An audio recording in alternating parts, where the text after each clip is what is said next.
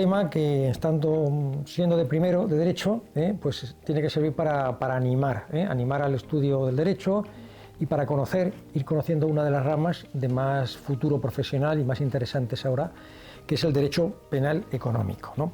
Es el derecho de los negocios, en los cuales pues, las personas que están implicadas ahí tienen problemas pues, con los delitos que acaba de decir Javier, ¿no? Delitos pues, contra la seguridad social, delito fiscal, las estafas, apropiaciones indebidas, insolvencias, es decir, toda la problemática que hay en torno al mundo de los negocios, que por cierto también está muy vinculado al tema de la corrupción, la malversación, que ahora está de moda, ¿verdad? El cohecho, que son los sobornos de toda la vida, la prevaricación, son resolver injustamente. Hay dos clases, la judicial, cuando hacen los jueces, y la administrativa, cuando son autoridades o funcionarios, ¿no?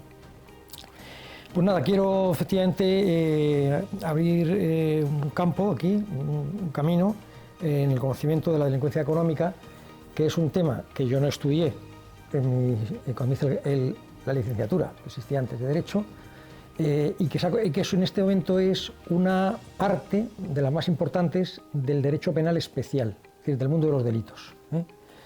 Ahí en el mundo de los delitos tenemos delitos patrimoniales, delitos sexuales, delitos contra la Constitución, contra el honor, etcétera, etcétera. Y tenemos una rama, que es el derecho penal económico, que es la que vamos a tratar hoy. Voy a empezar con una breve explicación de este fenómeno. En los últimos tiempos hemos pasado de un derecho patrimonial clásico que todos conocíamos, en torno al hurto, el robo, etcétera, a una rama ahora que se llama el derecho penal económico, la criminalidad de empresa también llamada, los delincuentes de cuello blanco, que luego veremos lo que es, en base a lo que se denomina la ingeniería financiera, es decir, personas bastante preparadas, con cierto nivel de empresarial, económico, profesional, liberales, etcétera, que pueden cometer delitos, que están en torno a los delitos. Es decir, frente al delito patrimonial, que es, pues, digamos, los delincuentes profesionales, en fin, esta gente, hablando claramente, que tiene mala pinta, ¿no? Estos tienen buena pinta, pero no por eso no pueden dejar de delinquir, que no tiene nada que ver. Yo he tenido juicios que están sentados a plena fila, 4 o 5 personas muy corbatadas y trajeadas y tal, y estaban siendo juzgadas por delitos económicos, ¿no? Entonces este es un fenómeno delictivo ligado a la estructura económica, ligado a todo lo que tiene que ver con el dinero.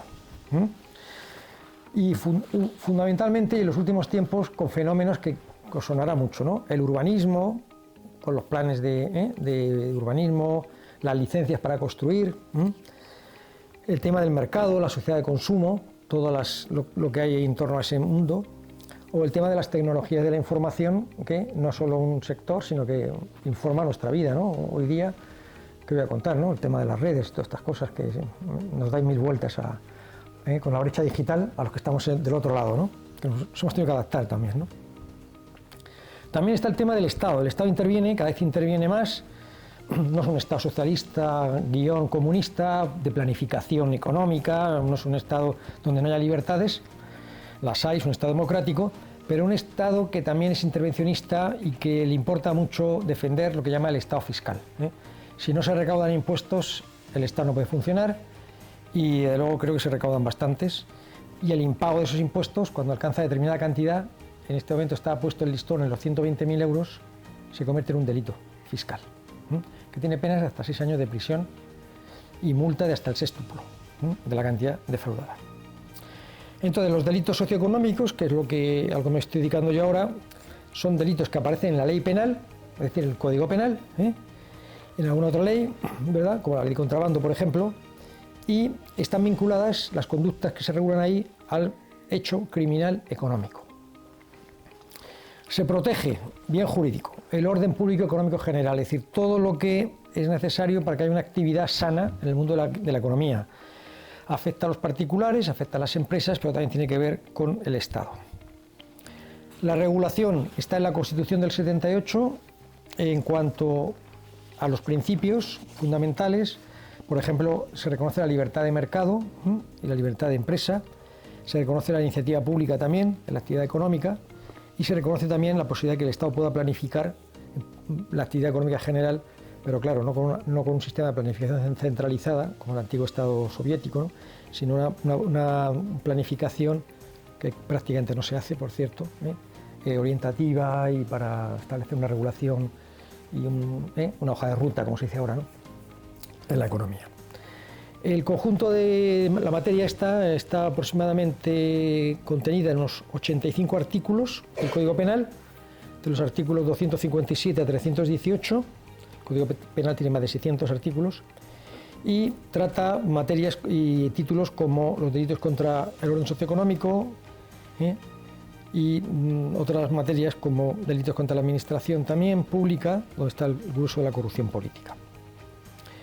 En cuanto a las especialidades de esta rama, pues en primer lugar hay que decir que es bastante complicado perseguir estos delitos y también es complicado defenderse de estos delitos, ¿no? Porque es una materia con bastante complejidad. Hay una responsabilidad no solo individual, sino de las empresas. ¿Y cómo funciona ese tema, que es muy nuevo? Porque la responsabilidad penal de las empresas empieza en España en el año 2010, o sea que lleva muy poco tiempo. Es complicado. Luego también hay mucho tema de internacional. Muchas de las empresas que están vinculadas a los delitos económicos y que ocurren en España tienen la sede en otros países o son multinacionales. Entonces es complicado poder tomar declaraciones a esas personas, citarlas a juicio, etcétera, ¿no? Luego tenemos órganos especializados. Habréis oído hablar de los juzgados, como si nada más que fueran todos iguales. No, aquí la Audiencia Nacional tiene mucho peso en estos temas. Las fiscalías especializadas también, Entonces, requiere unos abogados, unos letrados también especializados, es decir, con una cierta preparación. Por eso estos temas lo llevan grandes bufetes o abogados especializados. Puede haber un despacho pequeño, pero al frente hay una persona muy experta en esta materia. Digamos que esto, poco plan así coloquial, esto es un poco Liga Santander, o sea, esto es un poco ya nivel alto. O sea, esto no es para aficionados porque tienes muchas responsabilidades si lo haces mal. Y uno no debe nunca meterse en la vida en algo que le supera. Hay que esperar, cuando llega el momento, pues das el salto, ¿no? Pero hay que tener cuidado porque el derecho de defensa es algo muy serio. Los clientes se te pueden rebelar si lo haces mal y van contra ti luego, a pedirte responsabilidades. Ojo. Luego también es un mundo que tiene muchas complicaciones también en cuanto a la gestión de los procesos, ¿no? Por ejemplo, existen multitud de acusados y acusadores no oficiales en un juicio. Yo tenía un juicio la semana pasada donde había 20 acusados. 20. No caben en un banquillo. Los banquillos normales caben 4 personas o 5. Estuvimos en una sala, juzgado, sala de bodas, es decir, donde se casa la gente por lo civil y entonces los invitados están sentados ahí como vosotros ahora. Entonces, justamente en esa escenografía estaban los acusados sentados allí. Y luego había 2 tiras inmensas de abogados, porque éramos 6 o 7 por un lado, y luego enfrente teníamos a la Fiscalía y a la Abogacía del Estado. Luego, también se dan en ellos, en este mundillo jurídico, los llamados macrojuicios, que os sonará también, los grandes juicios, complejos, de gran duración. Hay juicios que duran meses e incluso más de un año a veces, todas sesiones una tras otra, ¿no? Luego hay intereses a representar difusos, intereses bancarios, intereses de consumidores, y aparecen las asociaciones que también defienden a 7.000 perjudicados, pues ahí aparecen, ¿no? Luego también tenemos temas y problemas de prueba. La prueba es el corazón del juicio. Los resultados de un juicio es lo que dicen las pruebas. Y aquí hay pruebas internacionales, pruebas periciales, pruebas electrónicas, pruebas indiciarias. Las pruebas indiciarias son las pruebas indirectas, las que acreditan un hecho, pero no directamente, sino a través de presunciones, prueba presuntiva o de presunciones. Por ejemplo, a una persona se le puede acusar, y se la acusa, de blanqueo de capitales porque tiene una vida externamente que no se corresponde pues, con lo que parece que él tiene, que a lo mejor no tiene ni trabajo. Ni trabajo, ¿cómo vas a tener un Ferrari? ¿Cómo puedes vivir en este plan, ir a los mejores restaurantes y tal? ¿De dónde saca el dinero este? Pues investigando, pues a lo mejor se descubre que ese dinero viene del delito, ¿no? Por ejemplo. Temas de responsabilidad civil. En todo proceso, aparte de una calificación jurídica con un delito, una pena, hay una responsabilidad civil, es decir, hay unos daños económicos que hay que reparar. Todos estos temas hay esa cuestión muy interesante también. Y luego tenemos también el tema de las conformidades. En el proceso moderno de nuestra época, en Estados Unidos estaréis harto de verlo en las películas, se llega a muchas conformidades, ¿eh? Y es bueno para todo el mundo porque evita el coste de la maquinaria de la justicia, la dilación de la resolución del asunto y porque las dos partes, acusador y acusado, salen beneficiados, ¿eh? El acusador recibe satisfacción antes de un juicio que puede tardar. El juicio que os he comentado de la semana pasada, no me tengo que remontar más lejos, ¿eh? Empezó en el año 2012 el asunto. Y no me remontaba, no, de la semana pasada. 10 años de tramitación hasta que la sentencia saldrá en noviembre y luego habrá recurso probablemente, con lo conseguiremos. El derecho penal económico. Rasgos propios. Bienes jurídicos supraindividuales, es decir, se protegen intereses más allá del individuo. Presuponen, esto es importante, un ilícito extrapenal. Es el mundo de la norma extrapenal. Es decir, no basta la norma que está en el Código Penal, sino que cuando habla de el que deje de pagar tributos, te tienes que ir al derecho tributario a ver qué son los tributos. Si dice que hay un delito contra la prevención de los riesgos laborales, te tienes que ir al derecho laboral para ver exactamente qué es el accidente de trabajo, qué son las enfermedades profesionales, qué es la creación de riesgos no protegidos, ¿eh? Y te tienes que ir a ese mundo. Si tienes un tema de suelo, por ejemplo, de fraudes en el suelo o construcciones ilegales en zonas que no se puede construir, te tienes que ir a las normas de derecho administrativo, del derecho precisamente de urbanismo y todo esto. Un elemento patrimonial que está permanente, es decir, hay que aprender a valorar las cosas, las cantidades, hay que manejar el mundo de la contabilidad, las empresas, todas estas cosas. La empresa es fundamental, cómo están organizadas, si hay un consejero delegado, si hay un administrador, si hay dos administradores, si es un consejo de administración, el papel que tienen los directivos, qué funciones tienen, los representantes, qué poderes tienen, los que representan, los delegados, en fin, todo un mundo, como podéis ver, de una cierta complejidad. Tan es así que se consideró importante crear una fiscalía especializada en este tema. Fiscalía contra la corrupción y la criminalidad organizada en el año 95. Esta fiscalía, que también coexiste con otras fiscalías normales, ¿no?, en otros territorios, para que veáis qué tipo de delitos son, se relaciona y tiene competencias en delitos contra la hacienda pública, con seguridad social, contrabando, prevaricación, abuso de información privilegiada, malversación de caudales públicos, fraudes y acciones legales, delitos de tráfico de influencias, cohecho, negociación prohibida a los funcionarios, defraudaciones, insolvencias punibles, bla, bla, bla, bla, bla, porque llega hasta la letra Q, o sea, 18 o 20 grupos de delitos. De hecho, yo tengo identificado aproximadamente una treintena de delitos económicos. La ventaja es que no tienes que dedicarte a todos los que hay, pero vamos, son unos 30, una treintena, un poco más, de delitos y todos de bastante complejidad. ¿Quiénes son los autores de estos delitos? Pues aquí entra en conexión una rama muy interesante y además Javier es una persona que conoce muy bien este mundo, que es el mundo de la criminología.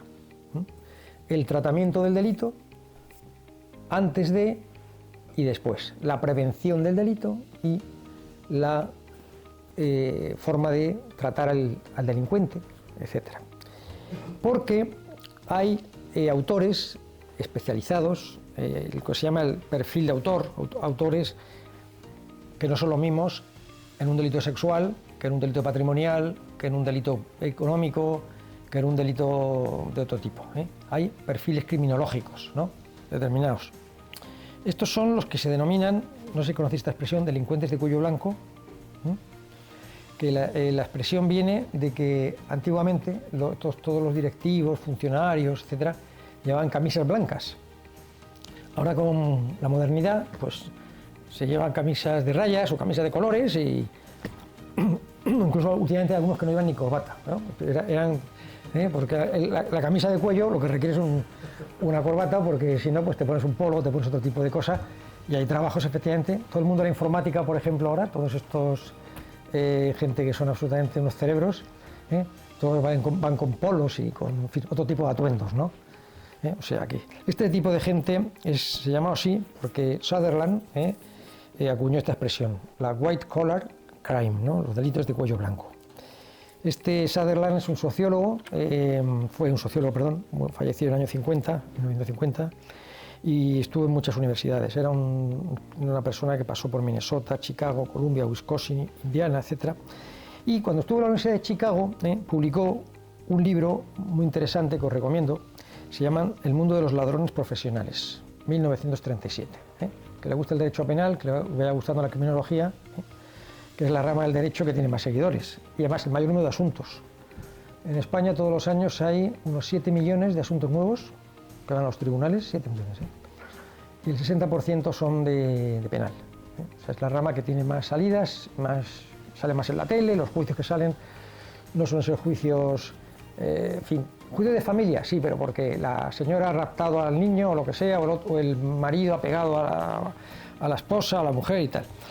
Pero la mayoría de los asuntos son penales. Y en el año 49 aparece su obra más conocida, cuando estaba en la Universidad de Indiana, era profesor allí, se llama Los delincuentes de cuello blanco, 1949. De ahí viene la expresión que se ha hecho realmente muy conocida, muy famosa, ¿no? Porque esta delincuencia va más allá de lo que Schneemann, uno de los que ha trabajado más estos temas, llamaba la criminalidad empresarial. Porque aquí también hay autores que son personas físicas normales, profesionales, y también hay gente de la administración, autoridades y funcionarios. Ahora, por ejemplo, hemos tenido un caso muy famoso, el caso de los ERE, ¿verdad? Que está, bueno, en el caso de los ERE hay un montón de piezas más de ERE. O sea que parece que se acaba ya el mundo ahí, no. Ya, los indultamos y se acabó, no sé qué, o vamos a cambiar la ley para que la malversación ahora ya, no sé qué. Pues es que hay cola de asuntos ahí. Hay 20 o 30 piezas. Las piezas son lo que va surgiendo de un proceso. Surge una cosa concreta y se abre otro procedimiento. Pues ahí hay funcionarios y autoridades implicadas, ¿no? Malversaciones, etcétera, prevaricaciones, tal. Porque eso está conectado con el tema de la corrupción política. Un tema que estamos, yo creo, toda la sociedad en contra y que fundamentalmente se asocia a los políticos, pues eso se llama así. Que también a los políticos hay que exigir que sean limpios, que sean honestos, que para eso les pagamos los sueldos. Nosotros no, pero nuestros padres, nosotros también les pagamos los sueldos vía impuestos a los funcionarios y todas las autoridades, que son los que mandan sobre los funcionarios. Y tiene mucha importancia, ¿no? Porque esto es un fenómeno mundial, universal. La corrupción es universal, no solo de España, ni Italia, de todos los países. Pero claro, hay que ser claramente enemigos de eso y perseguirla fuertemente. Entonces, sinceramente, no, ahí yo creo que no debe haber ni la más mínima debilidad para comprender el fenómeno. Ya se decía, odia el delito y compadece al delincuente. Sí, lo compadecemos, pero el delito está ahí y habrá que cumplir ante la sociedad lo que has hecho. Has robado, has malversado. Pues eso no es ninguna broma, eso tiene que tener una respuesta penal. Y es que esta es una delincuencia de poderosos, que también se llama así. Los protagonistas son políticos, empresarios, abogados, asesores fiscales, arquitectos y responsables de empresas. Y luego también están conectados con responsables indirectos de estos delitos, porque conectan con la empresa. Los directores de bancos, de bancas, el director de la sucursal, pues ese director de sucursal, pues a lo mejor está metido en un lío de estos. La mayoría no, obviamente, pero algunos sí, ¿no? Notarios. Hace poco yo tenía una obra que he coordinado con un compañero, que ha salido en marzo, abril, se llama La responsabilidad de los notarios, pues porque es un fenómeno nuevo. Antiguamente los notarios eran los intocables, todos los que estudiamos Derecho los mirábamos con mucha envidia. Esta gente, oye, hace una posición muy difícil, la sacan y a partir del día siguiente a vivir, a firmar allí. ¿Usted cómo se llama? Menganito. Ah, Menganita. Ah, firma, sí, tal. Firma todo muy elegante y oye, y en cambio los demás oposiciones, sea la que sea, tienes que trabajar muy seriamente, ¿no? Eso es lo que pensábamos. De alguna manera sí es pensándolo un poco, ¿no? 30 años después, ¿no? 40 años después. Pero bueno, también los notarios pasan desfilan por los juzgados, ¿no? También hay casos en los que están mezclados. Ahora en Barcelona hay un caso, por cierto, muy interesante, de un notario que está suspendido del año 2016, se ha personado al Colegio de Notarios de Barcelona y le acusan de formar parte de una trama con un montón de abogados.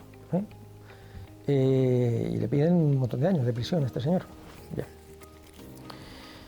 Pues llegado a este punto hay que referirse al derecho de defensa, que ha dicho muy bien Javier antes, que es algo fundamental para cualquier persona. De hecho, considero que es el elemento central del proceso debido, del proceso como tiene que ser. De eso que nosotros llamamos la tutela judicial efectiva y que en el derecho comparado se llama el juicio justo, el fair trial.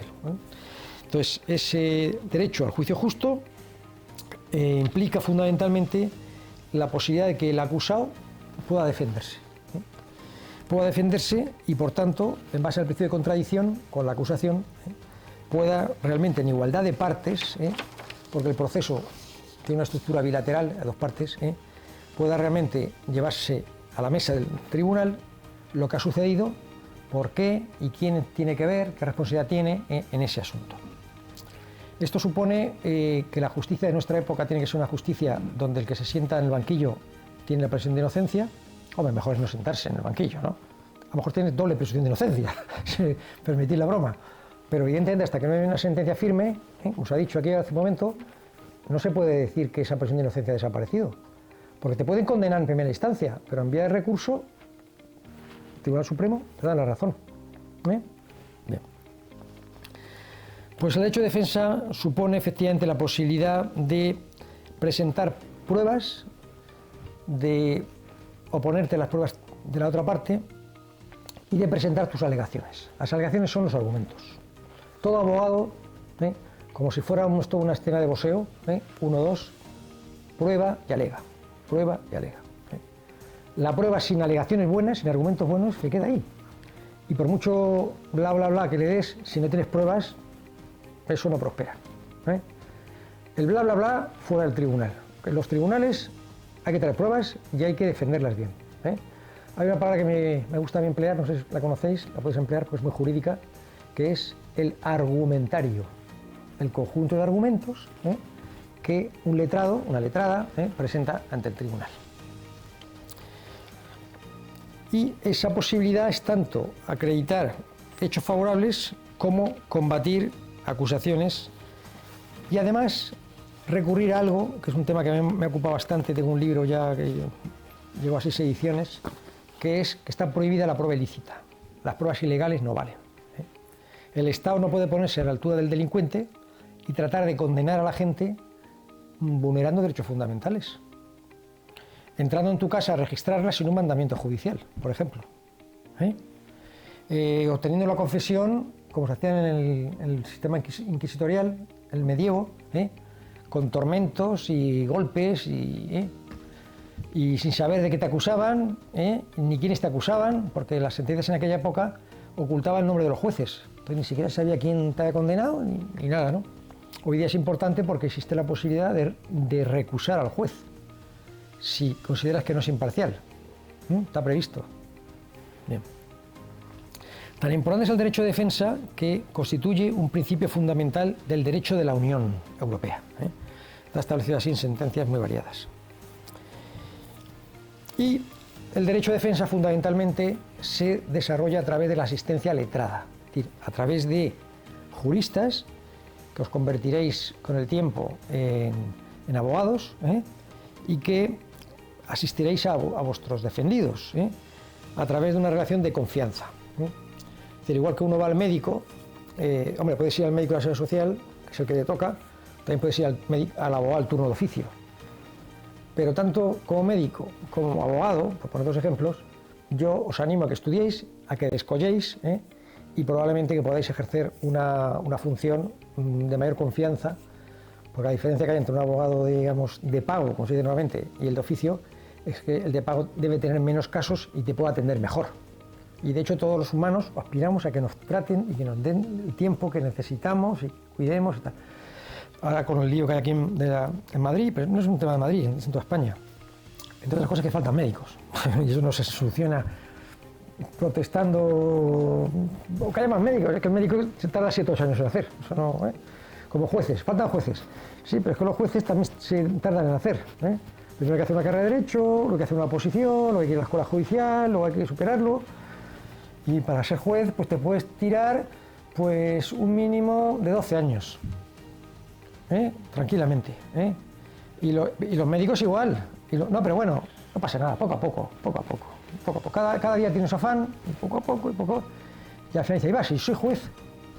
Yo hace poco preparo gente joven que quiere ser juez o fiscal, y el otro día me ha ingresado uno con 25 años, creo que tiene, y está en la Escuela Judicial de Barcelona y está encantado. También ha ingresado a la primera, y yo creo que es un máquina, los demás no estamos al nivel de él, pero él es un máquina y la ha sacado a la primera. Bueno, con muy jovencito, por tanto. O sea, con 25 años, pues empezó con 18, ¿no? En 7 años lo ha conseguido. Y hay un tema, voy terminando ya, no quiero extenderme mucho, quiero estar aquí también si queréis preguntar algunas cosas. Una cosa que es fundamental. El artículo 48.2 de la Carta de Derechos Fundamentales de la Unión Europea del año 2000 garantiza a todo acusado el respeto de los derechos de la defensa. ¿Y qué es lo que se prohíbe y cuándo hay una defensa que no ha sido de recibo? Pues cuando ha producido indefensión. De hecho, el artículo 24.1, infine, de la Constitución española prohíbe cualquier atisbo de indefensión. Es decir, cualquier juicio, cualquier proceso en el cual no se ha respetado el derecho de defensa es nulo. La sentencia va a ser nula. Y hasta ahora, y esto también quiero deciros, porque es muy interesante, y por cierto, lo recojo en el preámbulo del libro que acaba de salir, que se presentó la semana pasada, está calentito, pues es el llamado estándar Strickland, que viene de la jurisprudencia norteamericana, un caso, Strickland versus Washington del año 84, que es una revolución, porque hasta ahora la indefensión en España, en nuestro sistema, era que el juez o el tribunal te había tratado mal. No te había dejado hacer una pregunta que tenías que hacer, no te había permitido presentar una prueba que te ayudaba, y ya está. ¿Y qué pasaba si tu abogado había sido un nefasto? Como a mí me vienen a decir ahora, cuando cambian de defensa, que es un derecho que tiene cualquier persona, a cambiar de defensa. Mire, yo le vengo a usted a ver porque es que realmente a mí no me han defendido, es que a mí me ha pasado esto, tal.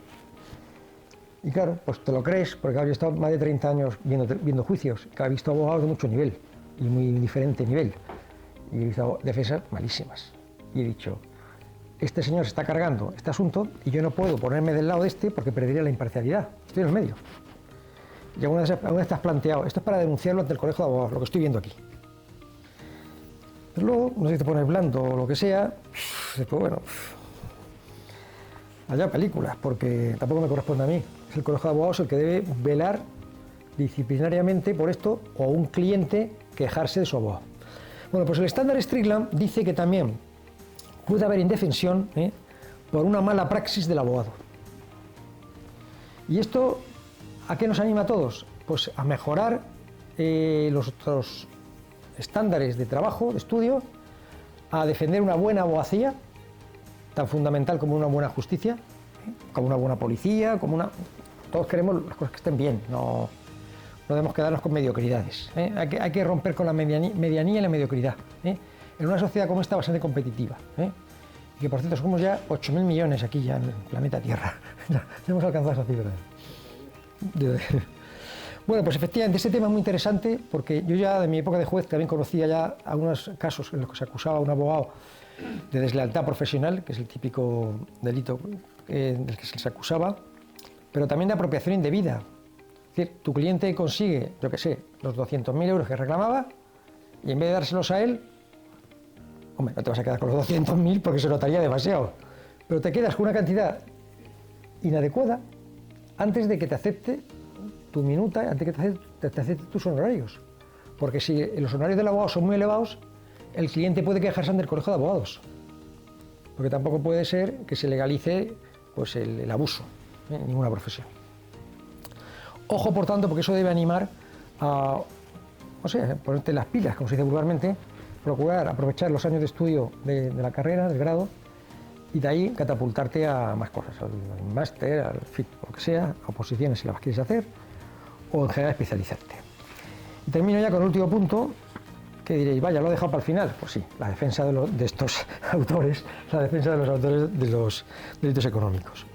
Porque en realidad, después de todo esto que he intentado presentar un poco el panorama de lo que supone esto, lo que tengo que apelar es a la gran responsabilidad que supone defender estos casos, porque son asuntos bastante dificultosos. Entonces, estas personas, sin embargo, tienen la ventaja para nosotros, los abogados, que nos pueden ayudar mucho porque son profesionales muy reputados, muy preparados, y entonces pueden informarte mucho. Tuve hace poco un caso de un arquitecto que me ayudó muchísimo, sobre todo el caso. Hace poco, pues un caso en el que era un tema de empresas y había una letrada joven que era la hija del propietario que ha coordinado todo el tema. Entonces, me ayuda mucho también. Entonces, también esas personas proporcionan mucha información. Porque claro, si tienes un cliente que no está muy preparado, te cuesta mucho sacarle ahí que te vaya diciendo, ¿no? Cuesta mucho. Esto es más fácil. Sin embargo, el riesgo que dan estos casos es que salga mal la defensa y tengas un asunto en el que tu cliente no solamente va a ir a la cárcel, sino que además va a tener que pagar multas muy cuantiosas, porque siempre hay delito económico por medio, claro, siempre dinero por medio, y además tiene otra pena que es tremenda, que no sé si conocéis, que es la pena de inhabilitación, que te impide ejercer la profesión durante el tiempo que fije la sentencia. Si eres médico, no puedes ejercer la medicina; si eres arquitecto, no puedes tal; si eres abogado, no puedes ejercerla; si eres funcionario, tampoco. Durante 2, 3, 5 años no puedes trabajar. No es una broma, el tema. O sea que hay que procurar defender bien estos asuntos para que salga lo mejor posible. Luego también es muy importante el trabajo en equipo. Yo tengo unas colaboradoras, pues son chicas concretamente, jóvenes abogadas. Tengo también otro colaborador en otra oficina, en otro sitio. Y es importante el trabajo en equipo, porque hay mucha información por medio, hay que buscar legislación muy variada, jurisprudencia, y tienes que procurar encontrar la tecla. Como digo yo, dar en la tecla, donde tienes que dar. Esto es como de los misiles, precisión, es fundamental. No hacer más daño del que tienes que hacer, ni perder más tiempo del que tienes que emplear, porque el dinero es oro, o sea, el tiempo es oro y no hay tiempo suficiente. Tenemos una reunión el jueves, sí, mira, y te mando esto, te mandan 14 documentos, para 2 días. Si yo me dedicara 2 días solamente a ver los 14 documentos, bien, pero tengo que seguir viviendo, entre otras cosas, subir, bajar, entrar, comer, cenar, dormir, y ver otros asuntos y hacer otras cosas. Bueno, pues tienes 48 horas para ver los 14 documentos, y esto no es invención, porque no necesito inventarme hacer nada, imaginarme nada, porque lo tengo delante siempre. La realidad supera cualquier ficción. Termino. Empatía. Otra cosa fundamental, muy importante. Vivimos una sociedad que va muy deprisa, ahora con las pantallas y todo esto se pierde el gozo, la alegría de estar juntos, de poder ver, echar una mano, ver un rostro, saludar a la persona tal, ¿no? Tomar, no sé, dar la tarjeta, tomar el teléfono, el móvil, tal. Es la empatía que se necesita. Y la gente cada vez necesita más, quizá porque ha venido esta sociedad que echa más de falta a lo anterior, estar más juntos, tomarse un café. A veces están tomando un café y están los dos con los móviles. Concho, si estás tomando un café con un tío o una chica, déjalo ya verás el móvil, habla con él, con ella, mírale a los ojos, ¿no? Me parece, ¿no? Entonces, empatía, hay que resolver sus dudas, hay que atender sus llamadas, hay que tal, en fin, estar con ellos, ¿no? Apoyo permanente. Y luego en la defensa del juicio, pues hay que llevar en la cabeza muchas cosas. El otro día tenía una defensa, me tenéis que perdonar porque es que yo soy un abogado reciente, me acabo de colegiar, ¿no? Bueno, estaba colegiado como no ejerciente. Pero claro, lo que estaba acostumbrado era hacer de juez, que es más fácil, ¿no? Pero que ya estaba acostumbrado, que es otra cosa. Te sientas allí y hablan los abogados y los testigos, y tú lo escuchas, ¿no? Y luego tú pones la sentencia. Aquí no, aquí el que hablar es tú todo el rato, el que hace las preguntas eres tú, que es el abogado, ¿no? Entonces tenía una cantidad de papeles ahí que era para morirse, ¿no? Tener un guión para tal, y creo que conseguí colocar casi todo, pero hay cosas que no me acordé, que no pude colocarlas. Entonces tienes que llevarle el juicio en la cabeza, y con orden, para meter las pruebas y salir a lo que te salga ahí. Ahí va, tengo que responder a esto que no es nuevo, no lo sabía, pero yo recuerdo que había un documento, tal, lo traes ahí, ¿no? Es decir, que tienes que esforzarte mucho, que los informes orales, que es la última palabra que tienen los abogados para defender su asunto, tienen que ser muy claros, muy claros, muy potentes y lo más breve posible, que es otro consejo que os digo. Estudiar bien las cosas, pero luego dar la respuesta de forma resumida. Mensajes claros, que es lo que importa. No por mucho hablar, el mensaje llega más claro. Y eso en todas las redes humanas también lo sabemos. Cuando uno quiere ligar, el mensaje tiene que ser muy directo, no puedes estar dando vueltas ahí. ¿Y esto de qué va? ¿Qué quiere este? O esta, lo que sea, ¿no? Bien, pues nada más por mi parte. Espero que la exposición que he hecho os haya resultado de algún interés y os anime en vuestros estudios. Y si queréis profundizar, os invito a comprar mi último libro, que acaba de aparecer, se llama Derecho Penal Económico, 61 defensas de éxito, que os puede venir bien. Y además os va a llamar la atención porque fundamentalmente es un trabajo de doctrina del Tribunal Supremo. O sea, el interés del asunto, por eso defensas de éxito, es que llegas condenado al Supremo con 4 años de prisión por una estafa, inhabilitación y multa, y sales limpio, porque el abogado ha ayudado a conseguir ganar el caso. Pues así hay 61 ejemplos, más o menos. Y la prosa a lo mejor os parece un poco fuerte, también me lo parecía a mí, porque estaba en primero o segundo de Derecho, y empezaba a leer sentencias, y decías, hay cosas casi que ni entiendo.